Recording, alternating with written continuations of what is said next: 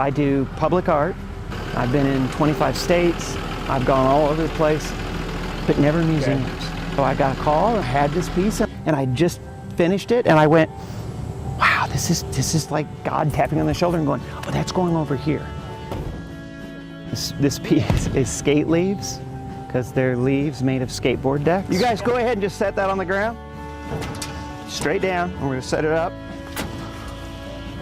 I like reacting to the material, and I had an idea for skateboards and how they move when the skateboard riders are on them, and how they'll move up, slide up poles, and they'll go up the sides. And then I thought I could take these skateboard decks and arrange them so they're doing this vortex and flying up, so that when you sit on it, you're like watching all these go up around you.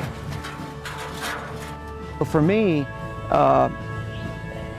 this piece is also, you could see, it's like not so much a flower, but maybe a vine, where it's reaching and going up.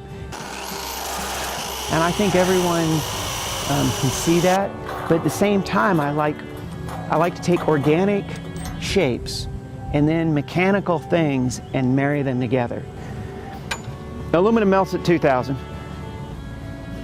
It makes an oxide that melts at 3,000. So it's like a chiclet. Yeah. I'm hoping the average person that comes and leaves will go, wow, that was, and then I'm hoping your person who knows a lot about art will come in and go, interesting, because he's taking modernist art and taking it, well, a step forward or backward. I think it's a step forward.